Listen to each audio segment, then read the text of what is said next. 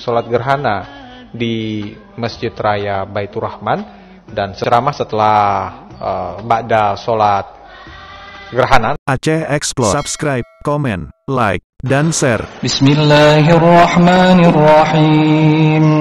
Alhamdulillahi Rabbil Alamin. Ar-Rahmanir-Rahim. Maliki Yawmiddin. Iyyaka na'budu wa iyyaka nasta'in. Ihdinas siratal mustaqim. صراط الذين أنعمت عليهم غير المغضوب عليهم ولا الضالين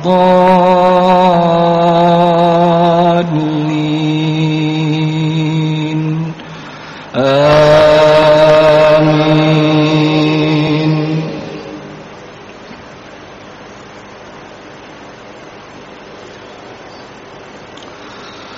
بسم الله الرحمن الرحيم. ألف لام را. تلك آيات الكتاب الحكيم.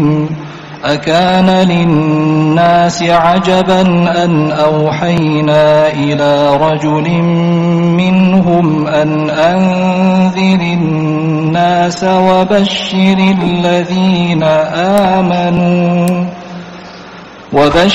الذين آمنوا أن لهم قدم صدق عند ربهم. قال الكافرون إن هذا لساحر مبين. إن ربكم الله الذي خلق السماوات والأرض في 6 أيام ثم استوى على العرش يدبر الأمر. ما من شفيع إلا من بعد إذنه. ذلكم الله ربكم فاعبدوه. أفلا تذكرون. إليه مرجعكم جميعا وعد الله حقا. إنه يبدأ الخلق ثم يعيده ليجزي الذين آمنوا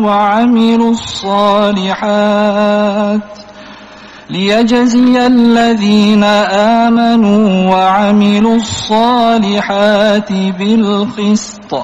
والذين كفروا لهم شراب من حميم وعذاب أليم بما كانوا يكفرون. هو الذي جعل الشمس ضياء والقمر نورا وقدره منازل لتعلموا عدد السنين والحساب. ما خلق الله ذلك إلا بالحق. يفصل الآيات لقوم يعلمون. إن في اختلاف الليل والنهار وما خلق الله في السماوات والأرض لآيات لقوم يتقون.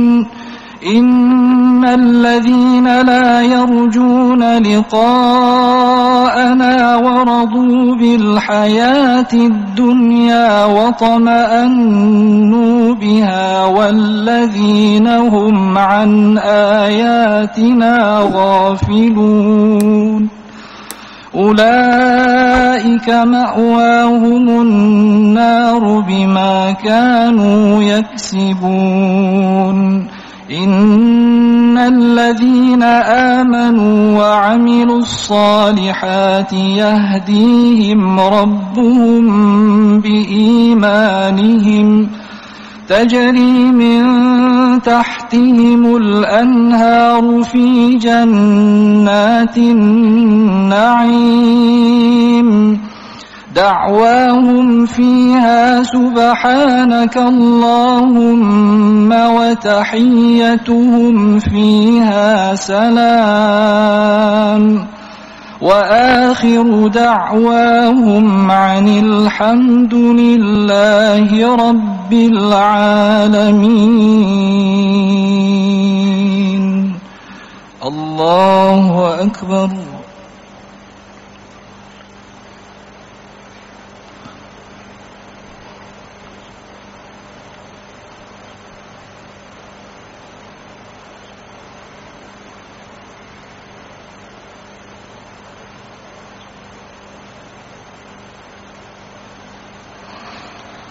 سمع الله لمن حمده. بسم الله الرحمن الرحيم. الحمد لله رب العالمين الرحمن الرحيم مالك يوم الدين إياك نعبد وإياك نستعين اهدنا الصراط المستقيم صراط الذين أنعمت عليهم غير المغضوب عليهم ولا الضالين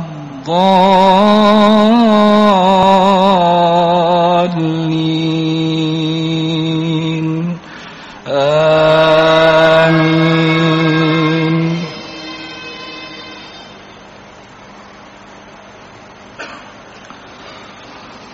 إن هذا القرآن يهدي للتي هي أقوم ويبشر المؤمنين الذين يعملون الصالحات أن لهم أجرا كبيرا وأن الذين لا يؤمنون بالآخرة أعتدنا لهم عذابا أليما.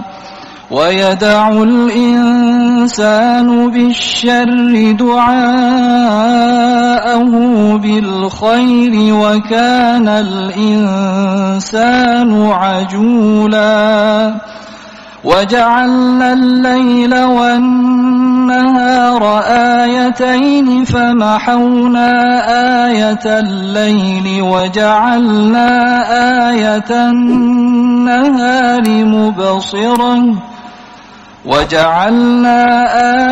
النهار مبصرة لتبتغوا فضلا من ربكم ولتعلموا عدد السنين والحساب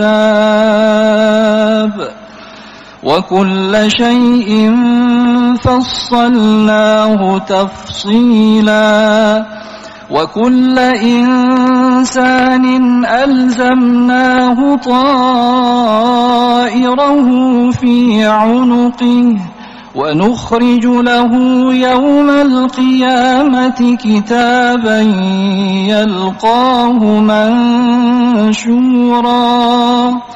اقرأ كتابك كفى بنفسك اليوم عليك حسيبا.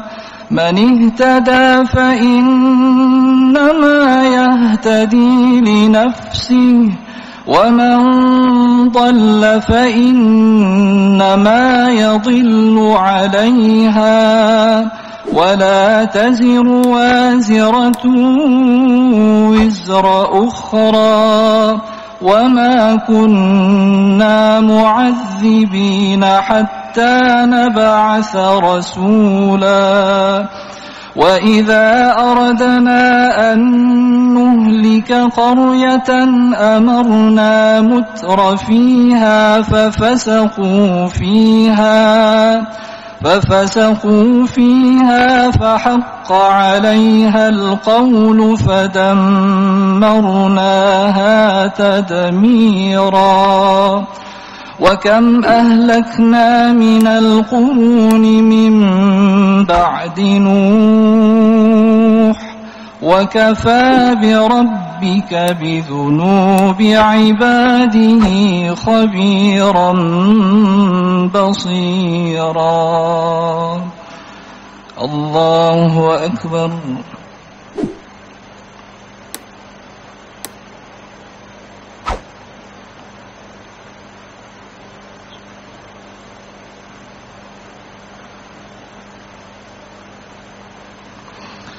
سمع الله لمن حمده.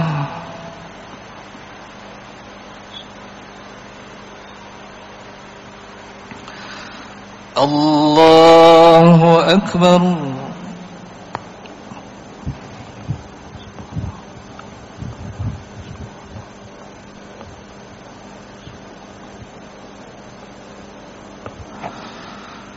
الله أكبر.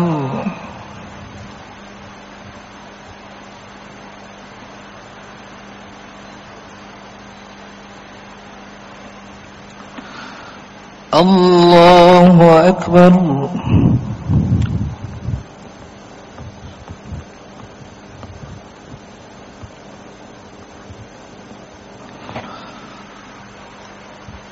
الله أكبر.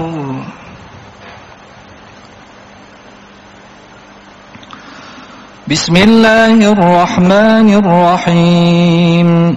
الحمد لله رب العالمين الرحمن الرحيم مالك يوم الدين إياك نعبد وإياك نستعين اهدنا الصراط المستقيم صراط الذين أنعمت عليهم غير المغضوب عليهم ولا الضالين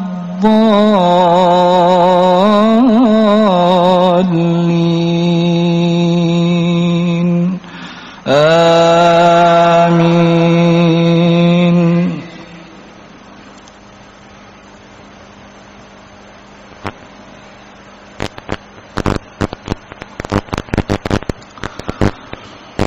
ألم تر أن الله يولج الليل في النهار ويولج النهار في الليل وسخر الشمس والقمر كل يجري إلى أجل مسمى وأن الله بما تعملون خبير. ذلك بأن الله هو الحق وأن ما يدعون من دونه الباطل وأن الله هو العلي الكبير. ألم تر أن الفلك تجري في البحر بنعمة الله ليريكم من آياته إن في ذلك لآيات لكل صبار شكور. وإذا غشيهم موج كالظلل دعوا الله مخلصين له الدين فلما نجاهم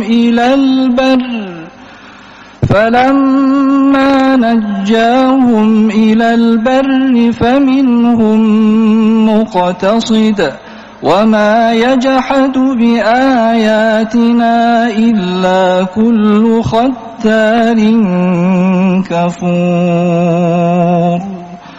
يا أيها الناس اتقوا ربكم واخشوا يوما لا يجزي والد عن ولده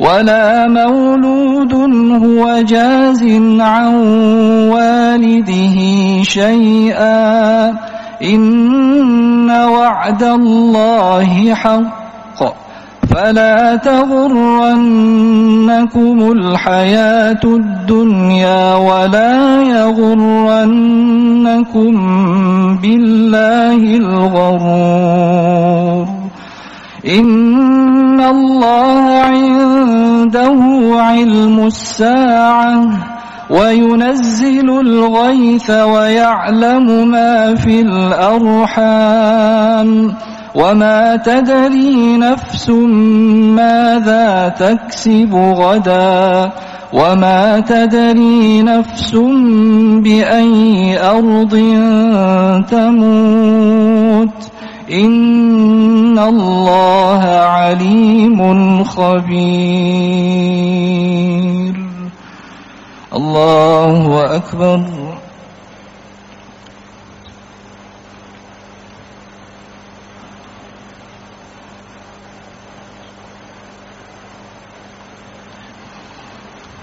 سمع الله لمن حمده. بسم الله الرحمن الرحيم. الحمد لله رب العالمين الرحمن الرحيم مالك يوم الدين إياك نعبد وإياك نستعين اهدنا الصراط المستقيم صراط الذين أنعمت عليهم غير المغضوب عليهم ولا الضالين آمين.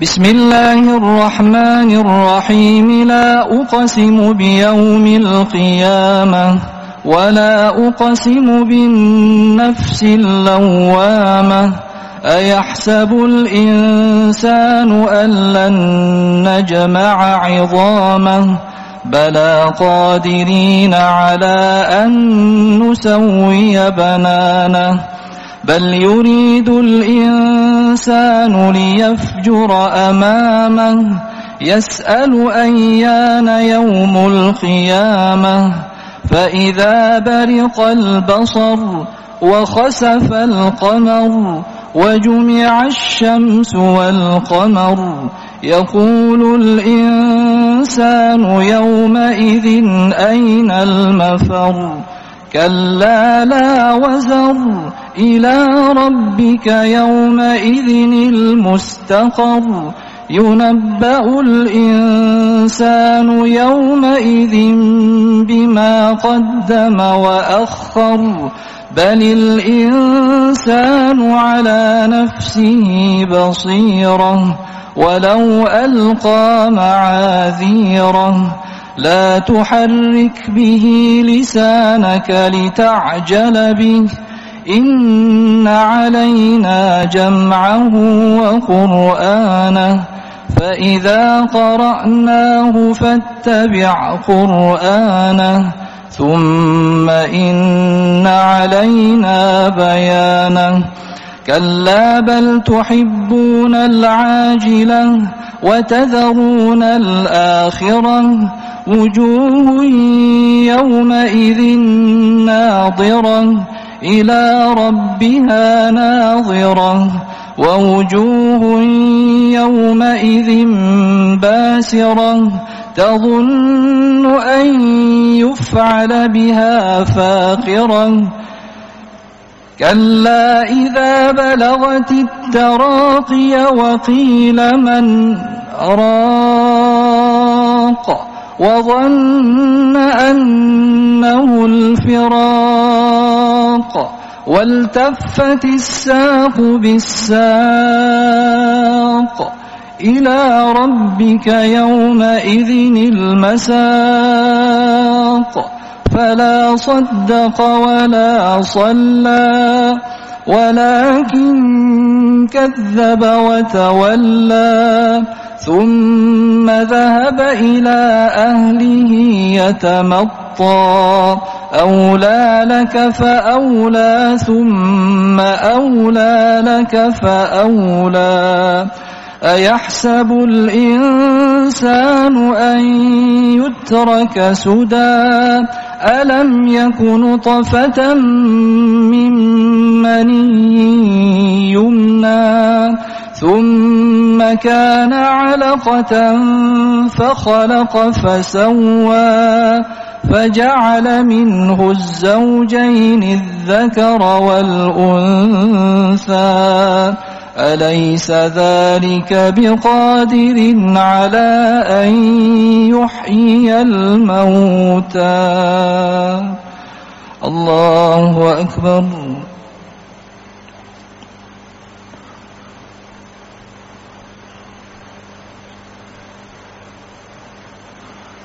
سمع الله لمن حمده.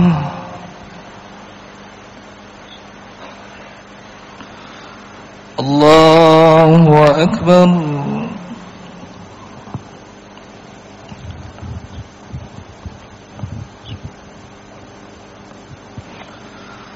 الله أكبر.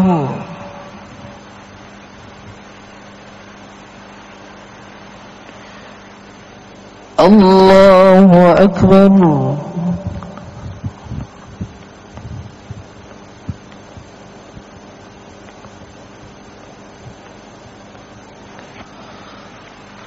الله أكبر.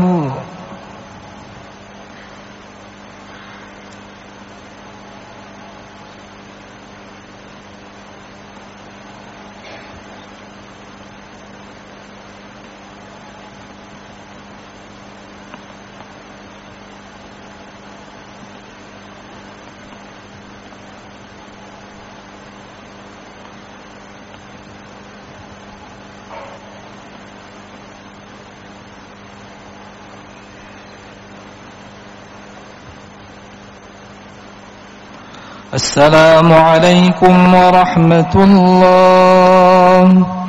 السلام عليكم ورحمة الله.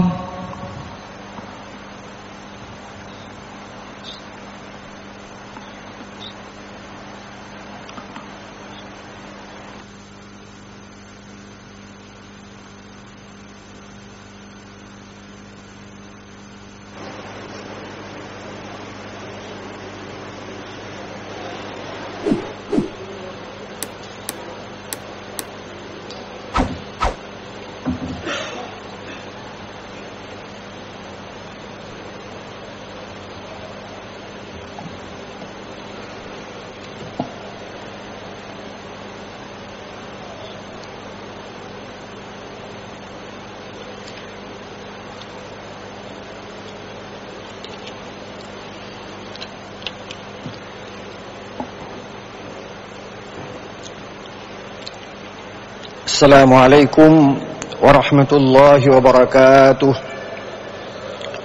الحمد لله رب العالمين. الحمد لله الذي له ما في السماوات وما في الأرض. أشهد أن لا إله إلا الله وحده لا شريك له، وأشهد أن سيدنا محمدا عبده ورسوله. اللهم صل وسلم على سيدنا محمد وعلى آله وأصحابه الهادين للصواب. أما بعد، فيا أيها المسلمون ويا أيها الحاضرون، اتقوا الله حق تقاته ولا تموتن إلا وأنتم مسلمون، وجانبوا الفواحش ما ظهر منها وما بطن. Hadirin hadirat yang dirahmati Allah, baru saja kita melaksanakan salat gerhana bulan. Mudah-mudahan salat yang kita laksanakan itu diterima oleh Allah Subhanahu wa ta'ala, dan kepada kita diberikan pahala yang berlipat ganda. Marilah kita bertakwa kepada Allah Subhanahu wa taala dan meningkatkan amal baik kita serta mengurangi sedikit demi sedikit perbuatan yang tidak sejalan dengan ajaran agama kita. Gerhana bulan, juga terjadi gerhana matahari. Gerhana bulan adalah fenomena alamiah. Itulah sunnatullah. Kalau Allah sudah menetapkan, tidak ada kekuatan apapun yang dapat menolaknya. Namun di balik itu ada kekuatan besar, yaitu Allah Subhanahu wa taala yang mengatur perjalanan matahari, perjalanan bulan, dan perjalanan bintang-bintang. Gerhana bulan terjadi karena matahari berada di suatu pihak, bumi berada di tengah-tengah, dan bulan berada di sebelah kanan misalnya. Jadi sinar matahari yang terasa panas karena matahari adalah sumber cahaya. Dia memberikan cahaya kepada bulan, dan bulan memantulkan cahaya kepada kita. Itulah sebabnya para ahli mengatakan, kenapa sinar matahari terasa panas? Karena dari sumbernya. Sementara sinar yang datang dari bulan tidak panas, karena itu pantulan. Jadi terjadi gerhana karena sinar matahari tidak langsung sampai ke bulan, karena ada di tengah-tengahnya bumi.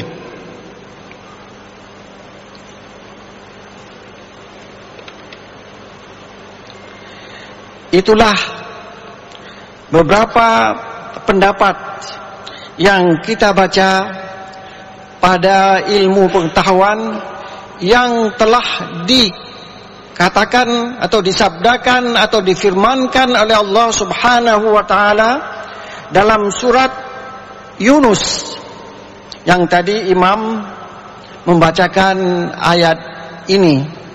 A'udzu billahi minasyaitonir rajim. Huwallazi ja'ala asy-syamsa dhiya'an wal qamara nura. Dhiya itu sinar yang berasal dari asalnya dari matahari. Matahari panas sekali. Sementara nur itulah pantulan dari sinar matahari yang diambil oleh bulan, disorot ke bumi. Wa qaddarahu manazil, dan dia menentukan tempat orbit. Allah menentukan tempat orbit bumi, tempat orbit matahari, dan tempat orbit bulan. Itulah sunnatullah. Itu tidak berubah. Dari dulu matahari keluar terbit dari timur dan tenggelam di barat. Itulah sunnatullah. Dia patuh. Disuruh keluar dari timur dan tenggelam di barat. Itulah sunnatullah. Seperti kita, sunnatullah yang ada pada kita adalah, kalau kita berdiri di saat matahari keluar, ada bayang-bayang yang panjang, kemudian matahari naik sedikit demi sedikit, bayang-bayang kita makin lama makin pendek. Kata salah seorang ulama, Al-Hasan Al-Basri, bayang-bayang kita menuruti perintah Allah, sunnatullah. Tapi kita yang punya bayang-bayang di saat hayya 'alas shalah, hayya 'alal falah, tidak kita ikuti panggilan tersebut. Kita langsung main batu, langsung main kartu, langsung. Jadi kita tidak ikuti apa yang disuruh oleh Allah Subhanahu wa taala. Hayya 'alas shalah, hayya 'alal falah. Kemudian lita'lamu 'adadas sinin. Untuk kita mengetahui peredaran itu, kita mengetahui peredaran matahari, kita mengetahui berapa setahun, 2 tahun dan seterusnya. Wal hisab, perhitungan waktu. Peredaran matahari menentukan waktu salat. Aqimis salata liduluki syamsi ila ghasaqil lail wa Qur'an al-fajr. Itu semuanya karena peredaran matahari. Wasyamsu hiyal ummul limajmu'atin minal kawakib. Seorang ahli tafsir menulis, matahari itu adalah sumber dari sinar-sinar yang ada di bumi ini. Allati taduru haulaha, yang berada di sekelilingnya. Fadauratul ardi haula syams tumathilus sanah. Perputaran bumi sekitar matahari menentukan 1 tahun, 2 tahun, 3 tahun. Wa dauratul ard haula nafsiha tumathilul yaum. Perputaran bumi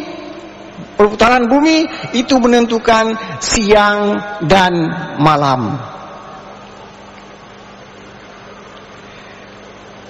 Penentuan itu adalah sunnatullah yang selalu berada sesuai dengan ketentuan itu, tidak berubah seperti bayang-bayang kita. Seperti saya lahir, waktu saya lahir kecil, kemudian besar, kemudian tua, kemudian hilang. Itu ketentuan sunnatullah. Tapi waktu kita diperintahkan oleh Allah, sembahyanglah ketika tergelincir matahari, itu salat zuhur. Kita tidak melaksanakannya, kita keras kepala, kita tidak mau mengikuti perintah Allah Subhanahu wa taala melalui Nabi Muhammad sallallahu alaihi wasallam. Jadi peredaran matahari, peredaran bulan sejak dahulu begitu sampai sekarang tidak pernah berubah. Tapi kalau menanam padi itu bisa kita rubah. Bagaimana bisa rubah? Dulu padi kita tanam 1 tahun sekali. Sekarang kita rubah 1 tahun 2 kali. Bisa. Berkat kemajuan ilmu pengetahuan. Tetapi peredaran bumi, peredaran matahari dari dulu hingga sekarang tidak bisa dirubah. Peredaran bumi untuk menentukan siang dan malam itu tidak bisa dirubah. Mungkin nanti ada usaha supaya malam terus atau siang terus atau macam-macam. Sekarang kita mengetahui dari koran bahwa di Eropa yang sekarang sedang berada di musim dingin, mereka tidak sanggup lagi membeli gas, sehingga mereka melaksanakannya bagaimana? Mengatasinya dengan memakai pakaian tebal sehingga bisa tidur di waktu malam. Tapi tidak seenak kalau ada gas untuk memanaskan badan orang yang sedang tidur itu. Jadi 14 abad yang lalu Al-Quran sudah mengatakan, sampai hari ini peredaran matahari, peredaran bumi, peredaran bulan tidak bisa dirubah. Itulah kekuasaan Allah. Hadirin berbahagia, peredaran bulan, peredaran bumi, wasyamsu tajri limustaqarrin laha. Jadi peredaran matahari sesuai dengan porosnya, dengan garis orbitnya. Tidak mungkin dia pergi ke garis poros bumi, ke garis poros bulan, tidak mungkin. wal qamara qaddarnahu manazila hatta 'ada kal urjunil qadim. Bulan mula-mula terbitnya kecil, kemudian membesar, lantas mengecil lagi. Ini waktunya sudah waktu salat Isya. Kemudian saya potong. Pernah Rasulullah melaksanakan salat gerhana matahari dan gerhana bulan karena meninggalnya anak beliau yang diberi nama dengan Ibrahim. Lantas manusia, dalam hal ini orang munafik, memberi komentar. Kasafatis syamsu limauti Ibrahim. Itu terjadi itu karena matinya, meninggalnya anak Nabi Muhammad SAW Ibrahim. Langsung Rasulullah berkata, terjadinya gerhana itu bukan karena mati atau hidupnya seseorang. Oleh sebab itu, apabila terjadi gerhana, inna syamsa wal qamara la yakhsifani li mauti ahadin wala li hayatihi walakinnahuma ayatani min ayatillah. Yaitu sunnatullah, yaitu tanda-tanda kehebatan Allah, kekuasaan Allah Subhanahu wa taala. Lantas apa yang diminta pada kita? Fa idza ra'aitumuha fasallu. Bila kalian mendapati gerhana matahari atau gerhana bulan, maka salatlah seperti yang telah kita laksanakan tadi. Tambah lagi, wad'u, berdoa. Doa itu masing-masing, apa yang kita doakan terserah kepada kita. Kemudian watasaddaqu, bersedekahlah. Kita diminta pada malam ini, kalau tidak bersedekah di sini, bersedekah kepada anak-anak yatim yang ada di sekeliling atau di kampung kita. Inilah yang ingin saya sampaikan karena waktu saja. Mudah-mudahan barakallahu li wa lakum wa lisairil muslimin wal muslimat.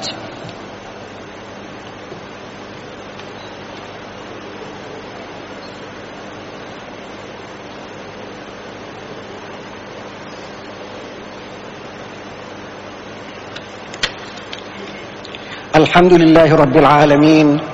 والعاقبة للمتقين ولا عدوان إلا على الظالمين والصلاة والسلام على أشرف الأنبياء والمرسلين وعلى آله وأصحابه أجمعين. عباد الله، اتقوا الله في السر والعلن وجانبوا الفواحش ما ظهر منها وما بطن. بسم الله الرحمن الرحيم. والشمس تجري لمستقر لها ذلك تقدير العزيز العليم. اللهم اغفر للمسلمين والمسلمات والمؤمنين والمؤمنات الأحياء منهم والأموات إنك سميع قريب مجيب الدعوات. ربنا آتنا في الدنيا حسنة وفي الآخرة حسنة وقنا عذاب النار. وآخر دعوانا أن الحمد لله رب العالمين والصلاة والسلام عليكم ورحمة الله وبركاته.